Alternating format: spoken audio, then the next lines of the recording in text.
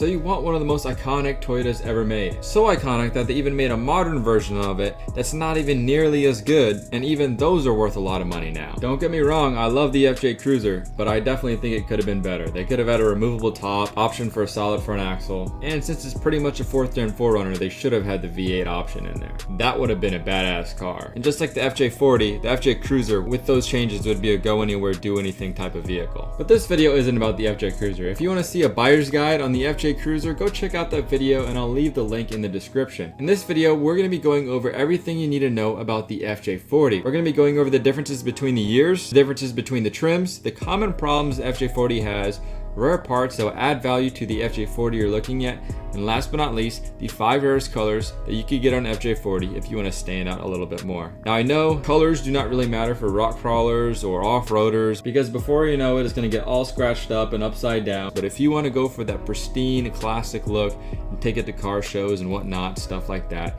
that might matter to you. So the FJ40 was around for a pretty long time. If you watch my last video on the Plymouth Prowler, I mean that thing was only around for like 4 years. The FJ40 was around from 1960 to 1984. That means if you went to the Toyota dealership in 1984 and asked to buy an FJ40, you would be pretty much buying a brand new classic. That model would have been around for 24 years, and 25 years is a legal class. And I kind of wish they still made these things brand new, because buying a 6-year-old car right off the showroom floor would be pretty sick. And not only that, I feel like it would fill a hole in the market right now.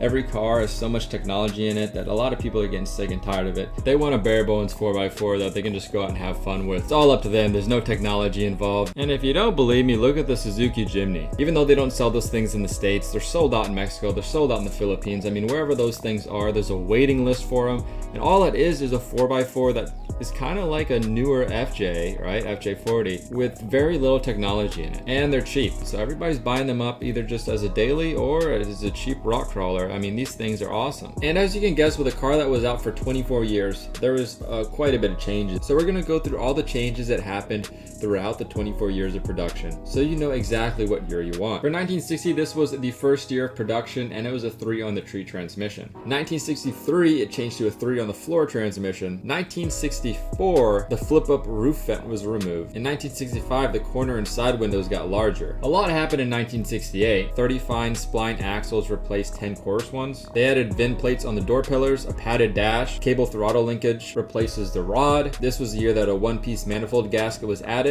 and the Siamese center exhaust ports were replaced. In 1969, the FJ40 got improved steering and got new turn signals. In 1970, you finally get some better brakes, which is really needed on the FJ40s, and went to a dual reservoir master cylinder instead of a single reservoir master cylinder. In 1971, you got power brakes, and in 1972, they added a smog pump. And in 1973, because California has such strict laws, they introduced a separate model just for California. They added an EGR system, a safety catch added on the hood, ignition switch moved to the steering column. This was also the year they added a factory AM radio and a stronger steering box. Just like 1973, in 1974 there was a lot of changes too.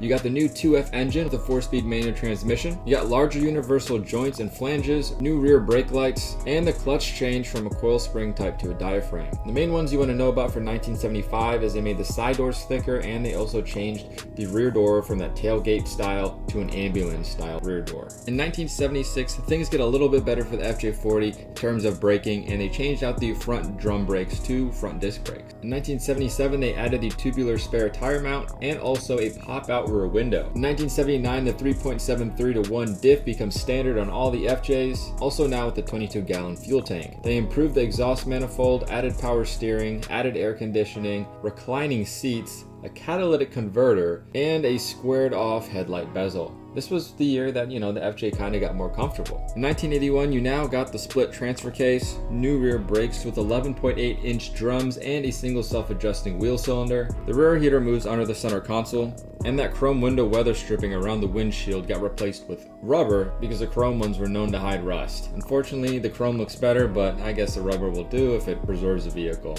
In 1983, the dash was redesigned, and now you got a digital clock, and in 1984, that was the end of the FJ40. Now that we got all the differences between the years out of the way, which took, I feel like, a damn near a century to get out of the way, now we're going to be moving on to the different trims that the FJ40 had.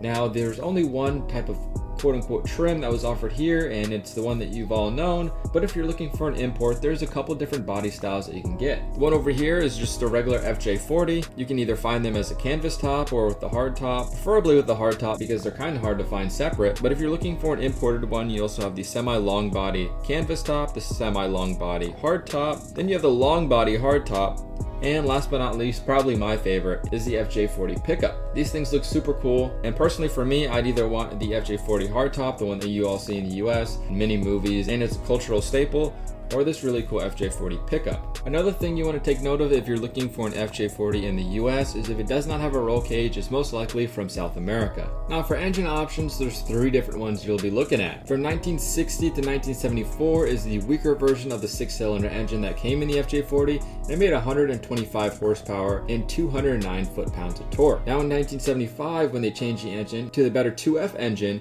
it now made 135 horsepower.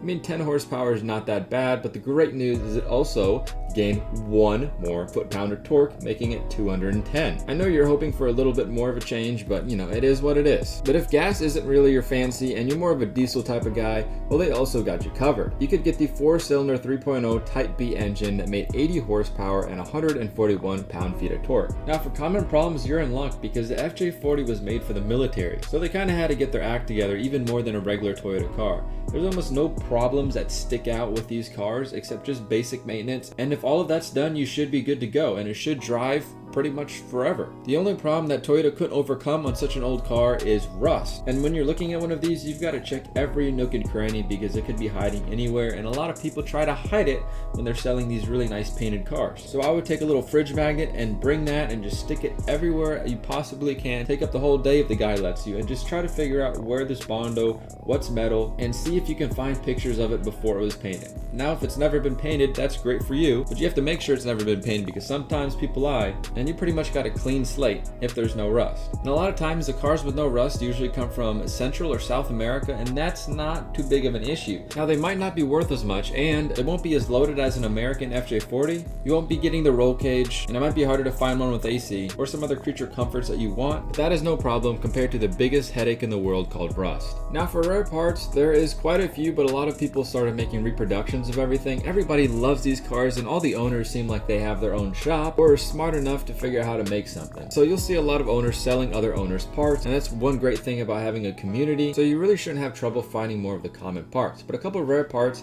that you just, are kind of harder to find, and if the car has it, it would be great, are the 79 plus options. This includes power steering, front disc brakes, and AC. And these are things that everybody wants, so all of the ones with it get scooped up pretty quickly. But a couple other rare OEM parts to have in your FJ40 that'll just make you stand out are as follows. The first one is the PTO winch, which stands for Power Takeoff Winch. I've never seen another car that comes factory with a winch installed, so this is really cool to have. Now I found a busted up, rusted one for $1,200 on OfferUp, and it sold quick. So if you guys are looking for one of these, you better have cash in hand, be ready, and checking the marketplace 24/7. Another cool trinket that's nice to find in an FJ40 is a Vader light. And this little light was used to illuminate your map when it was dark. Now I don't think anybody's gonna be using this nowadays because frankly, I don't think anybody uses a map anymore, but it's still cool to have in an FJ40. Now let's move on to my favorite part of the video, the top 5 rarest colors you could get on an FJ40. Now a lot of you guys, like I said earlier in the video, might not like this section because you're just gonna off-road it, but at this point in time, they're kind of getting up there in price and not too many people are off-roading them. More people are buying them for classics, so this will definitely suit a lot of you guys. And these are in no particular order. All of these colors are only produced for 1 year except one, and that's the one we'll start out with because it's the least rare, and that's Breathe Green. I like the name. I do not understand how Breathe Green translates to this green, but I don't know, it just does. It seems like a Breathe Green. And it's really cool, and it's a color that you really do not see anymore on any cars. I mean, you'd have to go to like a supercar, get a custom color just to get this color. And you could get this on a 1968 Toyota. So it's definitely a cool color. I would definitely put this up there on the list of colors that I would want to own just because it's unique. Number 4 on this list is called Cadet Blue. This almost looks like the voodoo blue that they offer now on the Toyota 4Runners and the FJ Cruisers. This was only made in 1970, by the way. Number 3 on this list is called Buffalo Brown. This was only made in 1972, and it's pretty cool because it's such a dark brown that it almost looks black, but I bet in the sun, this thing just shines. And number 2 on this list is Seminole Red. They only made this in 1968. This is kind of like your standard go-to red, but it still looks really nice on the FJ. And one thing that I think makes all these colors stand out even more is when it has that white top. It's just a nice contrast. And coming in for the number 1 spot, I would probably say this is the color that I would get is Nebula Green, and it was only made in 1974, and it's just a darker shade of that breathe green. This color is absolutely sweet. So I hope you guys did enjoy this video. Please like and subscribe down below. Give me some ideas on other cars I should do a buyer's guide on, or any other videos in general that you like to see from me. And if you like to play video games, join the Discord down below, and I'll see you guys in the next one. Peace out.